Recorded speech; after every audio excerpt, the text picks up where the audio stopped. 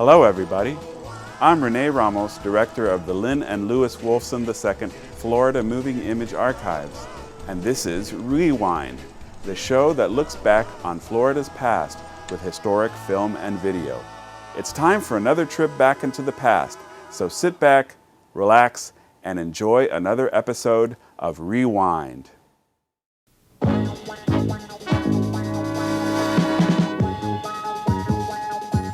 Everybody's old friend, the phone company, is getting reorganized. What does that mean to you?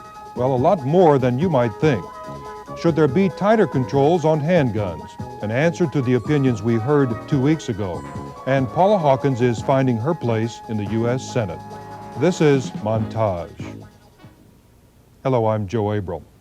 American Telephone and Telegraph, the world's largest company and this country's most visible monopoly, is being broken up. This according to the Federal Communications Commission to ensure the growth of healthy competition in the changing world of telecommunications. And it is the consumer who is supposed to benefit from this divestiture. But as Ed Odell sees it, the consumer is like a lamb in a wolf pack. While the big boys are deciding how to divide the take, most people think they know who's going to get it in the end. The question is, what can the lamb do about it? Here's Ed's report. The public is not even aware to a great extent that something's going on, because the issue is complex. I mean, when people who do nothing but this all their lives are still not certain what the impacts will be, how can the average John Q. public say that, I know precisely how to respond to it? Get ready for the most confusing issue ever to face the American consumer. Trying to figure out what's going on with the breakup of the American Telephone and Telegraph Company is like trying to find your way around the Golden Glades interchange without any directional signs.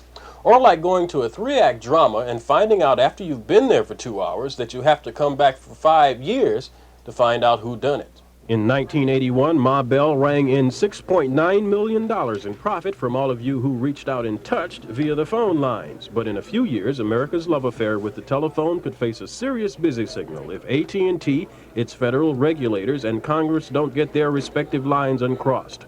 That according to Dade County's consumer advocate, who also says your telephone bill could increase more than 100% if the breakup of AT&T is handled the way AT&T would like.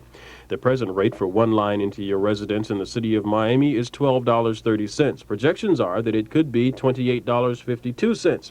Other cities like Fort Lauderdale would experience similar increases. Nothing to help you? My phone is broken. Okay. One-stop shopping could become a thing of the past. According to opponents of AT&T's proposed plan, the local companies that are left by the divestiture would be able to provide only one service, that is to get you a local dial tone. You will be spending more money in a number of places just to get access to the telephone network. First, you will go to a local independent telephone company to get a line put into your home. You'll pay them for that line. Then you'll call an electrician to come wire your home for outlets. You'll pay him. Next, you'll have to buy your telephone. No more leasing from Ma Bell, which also means that when anything goes wrong with that telephone, you will have to pay for the repairs. Thank you. You're welcome. The lowest charge that I saw for telephone repair here at this Southern Bell Center was above $40. And then there are more services that can cost extra.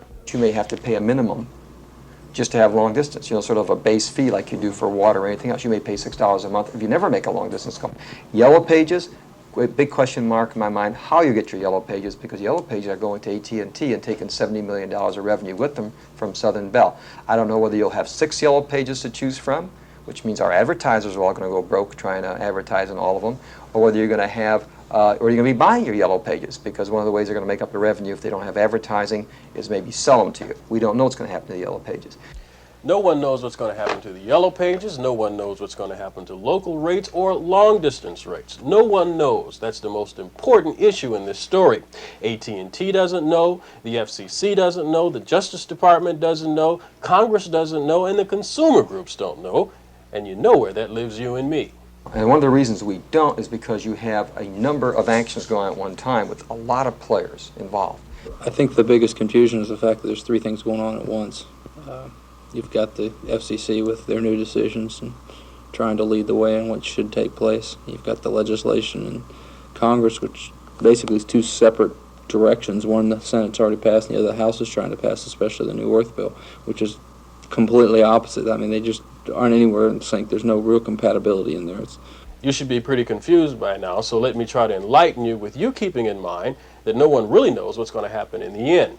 First, the Justice Department filed an antitrust suit against AT&T. That suit alleges that AT&T employed predatory practices against competing companies and did not allow the free market to flourish. Then, after spending millions of dollars in a 7-year defense against the charges, AT&T decided in January to settle out of court. The presiding judge in that case has to decide if he is going to accept that settlement. If he does, AT&T would like that consent decree to be the model for its breakup. If the judge in the case agrees with the terms of the settlement, AT&T would keep its research facilities, its long-distance network, and its manufacturing arm. These operations collectively would go into the unregulated marketplace. AT&T would divest itself of its 22 local operating facilities, such as Southern Bell. Those operating facilities would become 7 independent regional companies which would be regulated. What is not known is what more the independents could offer other than the local dial tone. For more on that, we turn to the Congress of the United States and more confusion. Congress has to enact legislation that would determine how the breakup should occur. AT&T, its employees, and stockholders are solidly behind Bill 898, passed by the Senate, which resembles the AT&T settlement package. AT&T, its employees, and stockholders are against House Bill 5158, which just came out of committee and is supported by consumer groups and the competitors of Ma Bell. If it goes through that way, you're going to have more regulation on a company that already has so much regulation that it's been a major problem in the past decade. And you're going to have less regulation on groups that are moving into the market to take away new shares that are basically unknown in this market. You're really vilifying AT&T. I'm saying that in a situation where they're advocating their best interests, I expect them to advocate those interests with, with all the power in their bank and within their personnel to get the best possible deal for AT&T and its shareholders. But stockholders are getting a busy signal on this one, too. Cecile and William Watkins of Sunrise joined 5,000 of the 2.9 million shareholders in Ma Bell's family at the annual meeting held in Baltimore recently. They wanted to find out what will happen to their dividends in the breakup. Mr. and Mrs. Watkins say they came away assured about their interest as stockholders, but still wonder about their interest as consumers. In the exciting new world of telecommunications and computers, you may be able to find the best route from point A to point B by pushing a button in your car, if research here at Bell Labs rings true. Meanwhile, the question is, how can we get to a point in the breakup of the world's largest company that ensures that that company, its shareholders, competitors, and the consumer each benefit? The answer to that question and the end of this story will be years in coming.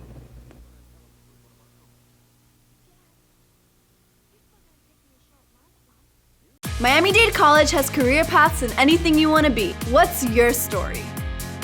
Be global. Be cutting edge. Be inventive. Be investigative. Be a hero. What do you want to be? Be the best. Be you. Be MDC. Well, while everybody agrees crime is too much a part of our lives here in South Florida as well as the nation, not everyone agrees on how to combat crime. 2 weeks ago we discussed the control or the increased control of handguns. Tonight we're going to hear an opposing view by two men who wanted to appear on the show to express differing views. On the left is Jose Herrera, who is president of the Coalition to Protect Citizens' Rights, and Bennett Greenberg, who's on the Speaker's Bureau of the Second Amendment Foundation. What's the Second Amendment Foundation? Well, the Second Amendment Foundation is a group based in Bellevue, Washington, which is sort of like a sister organization to the National Rifle Association, and their main goal is to make sure that the citizens of this country keep and maintain the right to bear arms. And Mr. Herrera, what's the Coalition to Protect Citizens' Rights? The Coalition to Protect Citizens' Rights, it's a locally member-supported organization which believes that crime should be controlled. We feel that something should be done about crime, not necessarily gun control. We feel that the encroachment of the citizens rights is very important. But now, you know, when I talk to a lot of people, and I do, because I make it my business to talk to people, I rarely find someone who doesn't agree that some kind of control should be put on handguns. And yet we know that you, as both members of the NRA, although you're not representing the NRA, are violently opposed, vehemently opposed is a better word, to any control on handguns, which seems to a lot of people very unreasonable. Now, why are you against any kind of control about handguns? We feel the system that is in effect currently provides for the law-abiding citizen to comply with said laws. We feel that any further laws would be based assumptions that it will indeed reduce crime. There is not one concrete evidence that you can point to where gun laws have in effect worked. I know in New York, we were talking the other day, Mr. Greenberg, about the Sullivan Act, which is a very stringent handgun law. Has it worked in New York? Not at all. In fact, in New York, crime has increased dramatically since the adoption of the Sullivan Law, and it has made it a crime for the individual innocent citizen, the law-abiding, to own a gun. You cannot do so without a lot of trouble and hassling by the government. Now, Mr. Intriago 2 weeks ago really didn't want to stop the sale of handguns. He simply wanted to delay it, so there was a waiting period, which we now have in Dade County, a 3-day waiting period. He wanted to extend it a bit more. How can you be against that? Well, law-abiding citizens already register their handguns when they purchase it. The system, we feel, is adequate at this point. All of these proposals have been debated at the federal level. They've been proposed by Senator Edward Kennedy. One of the biggest problems with the system is that the FBI has already said that these background checks are virtually impossible. There's no way that they can conclude the background checks within the specified period of time. Civil matters usually take over 30 days of processing. Furthermore, all of these methods are pure assumptions that they will work. There is no concrete hard fact that says that if you control guns, you will control the criminal element. But that doesn't seem like such a remarkable thing to conclude. I mean, with 166 people killed in Dade and Broward County the first 3 months of this year by handguns, it seems kind of reasonable to say if you have less handguns, there'll be less mayhem. It's like saying that less automobiles will cause less accidents on the roads. Well, I would think that would be true. It's the same kind of association. You have to look at the backgrounds of these people. You have to look at what type of activities are involved. You have to look at the population that these murders are being committed in by via the high density areas that we have in our particular society. Mr. Greenberg, I think you take a more constitutional objection to all this, don't you? Well, I believe that under the Constitution, under the Second Amendment, we are guaranteed the right to keep and bear arms, which is an individual right, not a collective right, as some people would have you believe that it only refers to the militia. And I think that the individual citizen should be able to keep arms and should not be regulated by the government in keeping those arms to the extent that we are, and to a further extent that some politicians would like to see us. But gentlemen, we regulate so many other things in our lives that we don't object to. Cars, good heavens. We so have many a right things to keep and bear arms. Cars are a privilege, and as far as registering and driver's license on vehicles, that applies to people who go out on the public highways. Not if you wish to purchase a car. You do not need a driver's license to purchase a car.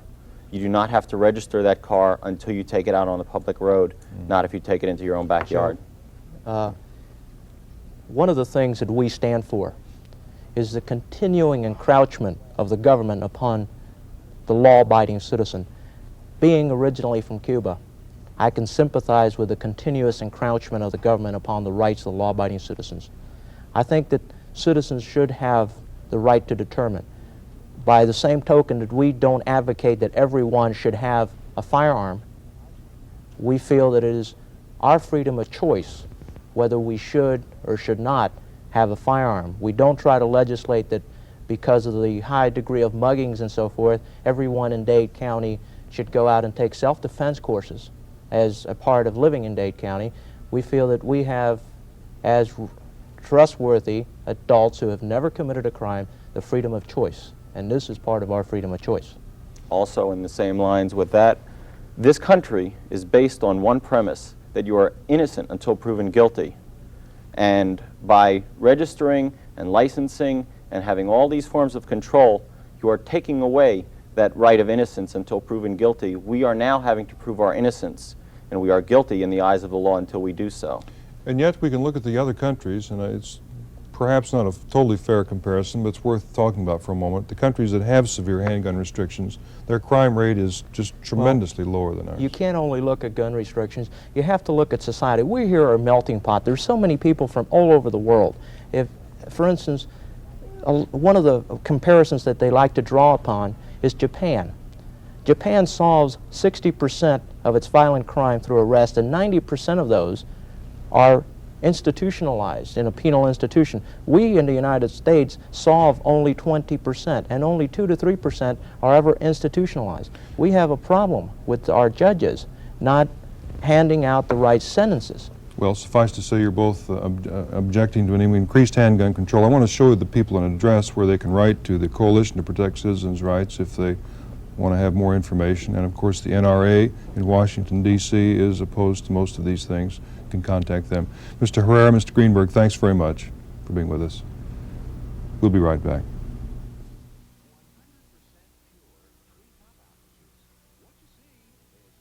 Miami-Dade College has career paths in anything you want to be. What's your story? Be global. Be cutting edge. Be inventive. Be investigative. Be a hero. What do you want to be? Be the best. Be you. Be MDC. Paula Hawkins first gave up housework for politics in 1957, and she's kept a high public profile ever since. Nancy Ross has just come back from a few days in Washington with Florida's junior senator.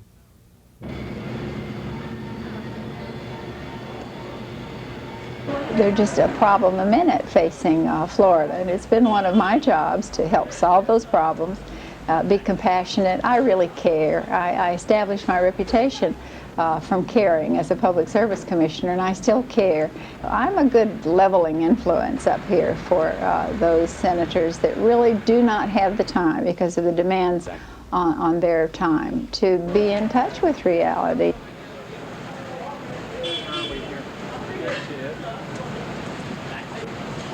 Florida elected its first woman to the United States Senate in 1980. Public opinion of Paula Hawkins is a hot issue both in and out of Washington. Labeled both a featherbrain and a heavyweight, she had no trouble getting noticed. Image has probably been the greatest single pitfall of her term to date, and it's a long way down when you're one of only 2 women in the country's most powerful, mostly male locker room.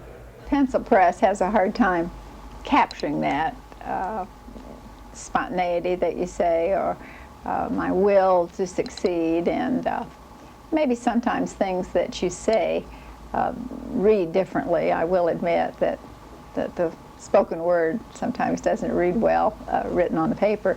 There are just so many voids I found here as a freshman, and as one that's not a member of the club, and I ran and said I would not be a member of the club, nor would I join, but indeed you would know that I was in Washington.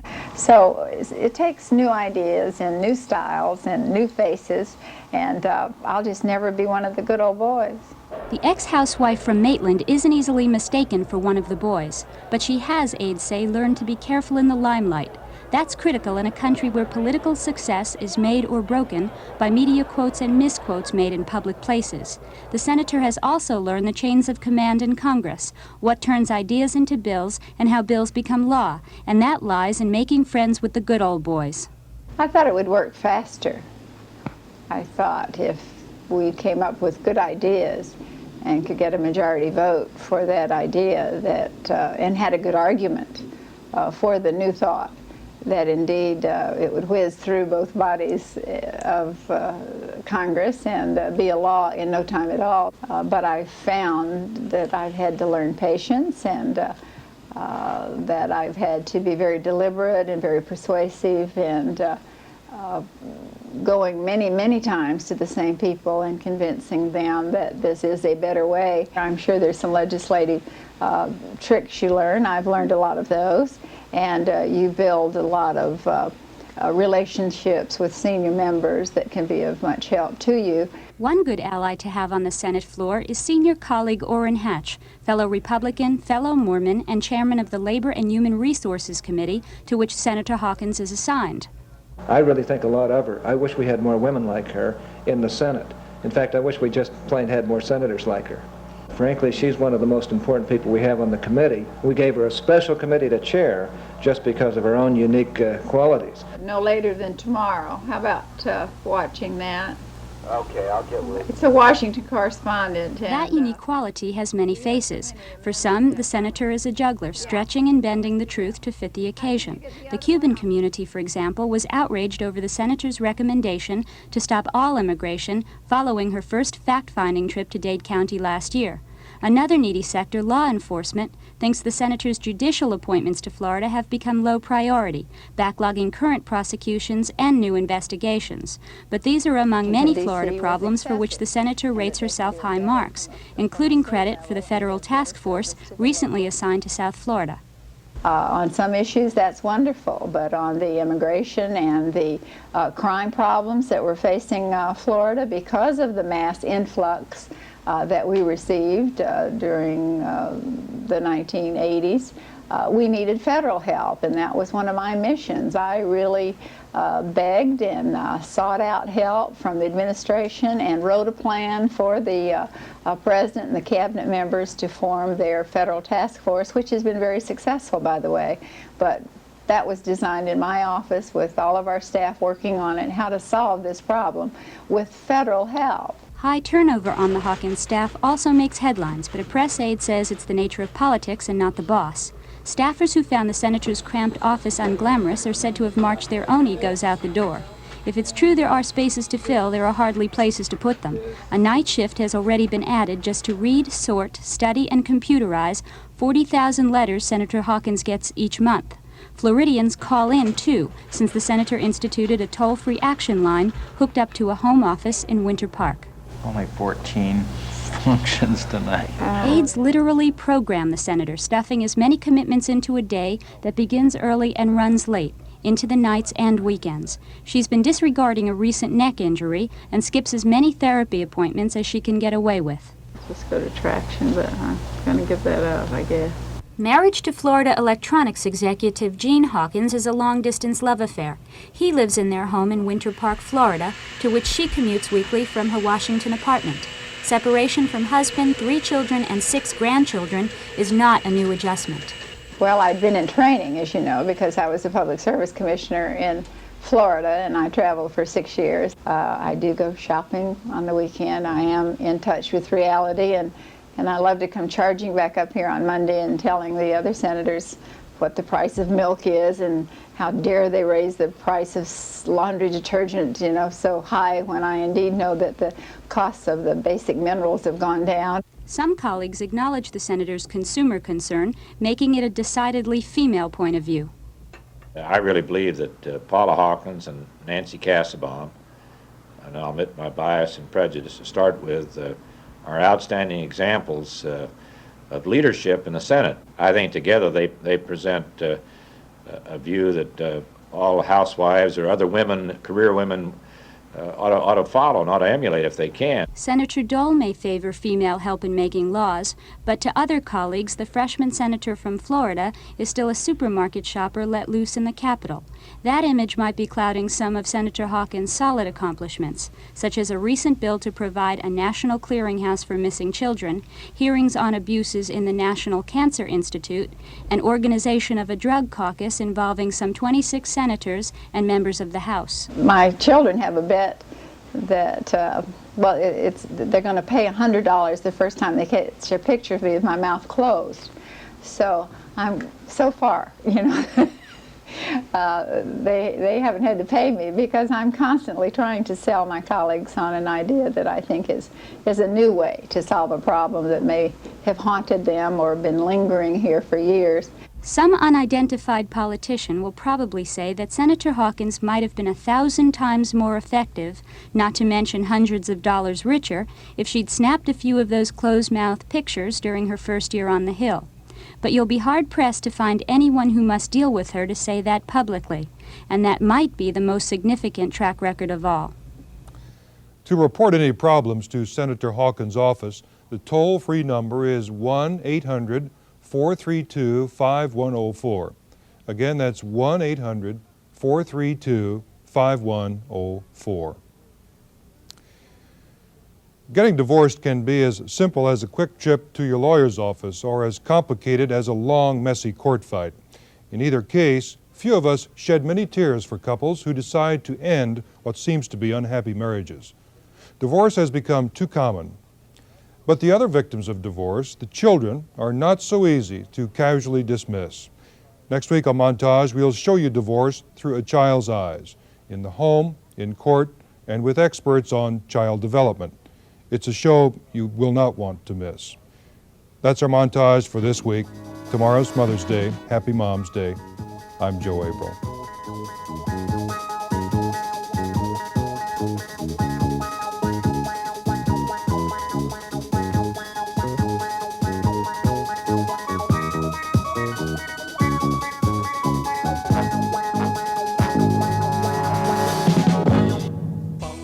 That's about it for this edition of Rewind.